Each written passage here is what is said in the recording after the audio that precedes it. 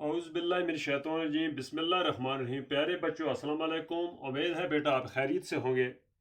بیٹا آج جو لیسن لے کے آئے ہم جماعت چھٹی ہے، مضمون اردو ہے، موضوع ہے شیر میسور ٹیپو سلطان۔ تو یہ لیسن پڑھ بھی چکے ہیں، اب اس کو دوبارہ ریویژن کرنے جا رہے ہیں۔ تو بیٹا آپ کتاب کی طرف آ جائیں، پیج 72 ہے، شیر میسور ٹیپو سلطان۔ میں پڑھ رہا ہوں، آپ سنیں۔ جنوبی ہندوستان میں میسور ایک تاریخی شہر ہے۔ آج سے تقریباً 250 سال پہلے اس علاقے میں حیدر علی نام کا ایک سپاہی تھا۔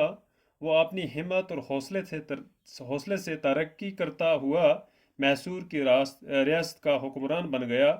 18ویں صدی کے آخری حصے میں انگریزوں نے مدراس میں اپنا اقتدار قائم کر لیا تھا۔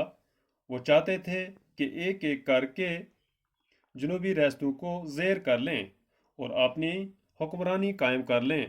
انگریزوں نے محض دیسی ریاستوں کی مدد سے حیدر علی کی قوت کو کچلنا چاہا، لیکن انہیں کامیابی حاصل نہیں ہوئی۔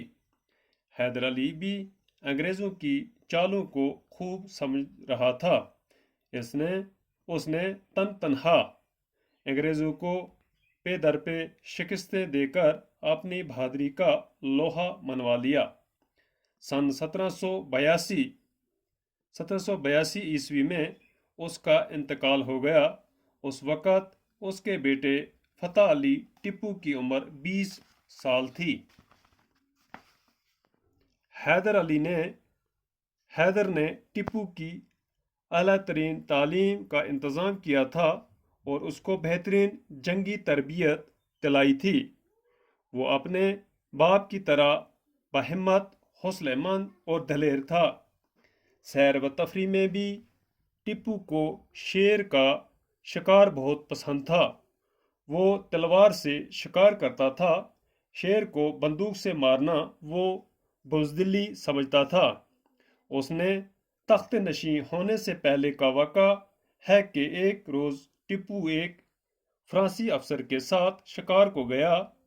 شیر سامنے آیا تو افسر نے بندوق تان لی۔ ٹیپو نے اس کو روک دیا۔ ادھر شیر تیزی سے ان دونوں پر لپکا۔ ٹیپو نے بجلی کی سی تیزی کے ساتھ جھپٹ کر شیر پر وار کیا اور تلوار کے ایک ہی وار میں شیر کی چاروں ٹانگیں اس کے جسم سے الگ کر دیں۔ فرانسی افسر یہ دیکھ کر دھنک رہ گیا۔ اس واقعے کے بعد سے ٹیپو کو شیر میسور کے نام سے یاد کیا جانے لگا۔ تو یہ پیرا یہیں روکتے ہیں بیٹا۔ بیٹا کہتے ہیں کہ جنوبی ہندوستان میں میسور ایک تاریخی شہر ہے۔ میسور ایک شہر کا نام ہے۔ آج سے تقریباً 250 سال پہلے اس علاقے میں حیدر علی نام کا ایک سپاہی رہتا تھا۔ وہ اپنی ہمت اور حوصلے سے ترقی کرتا ہوا میسور کی ریاست کا حکمران بن گیا۔ میسور شہر جو تھا اس کی ریاست کا حکمران بن گیا۔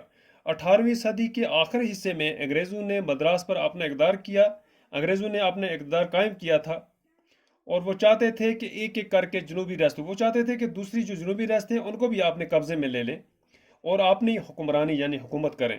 انگریزوں نے بعض دیسی ریاستوں کی مدد سے حیدر علی کی اس طاقت کو کچلنا چاہا، لیکن ان کو کامیابی حاصل نہیں ہوئی۔ وہ چاہتے تھے کہ ان ریاستوں کو بھی ہم اپنے اس میں لے آئیں، قبضے میں۔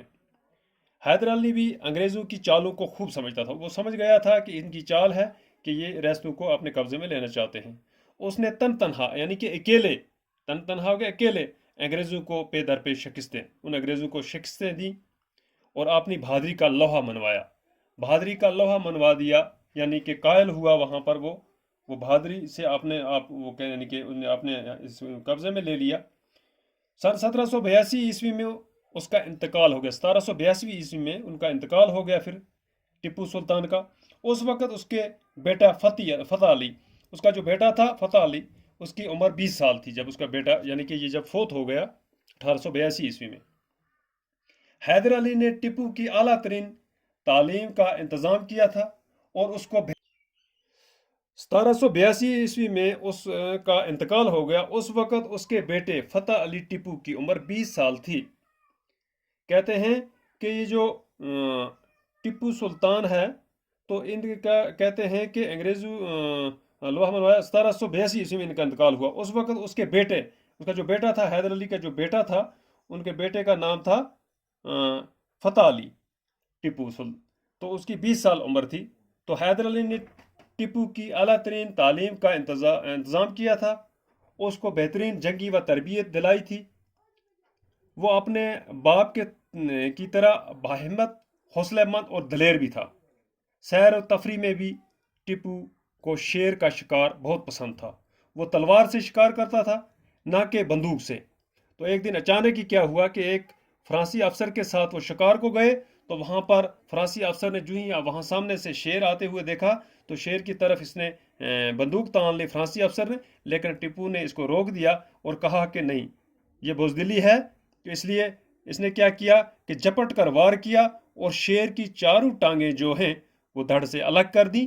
تو اسی کے ساتھ اس کو یعنی کہ ٹیپو سلطان کو جو ہے ٹیپو کو شیر محصور کے نام سے یاد کیا جانے لگا، یعنی کہ شیر کا شکار کرنے والا۔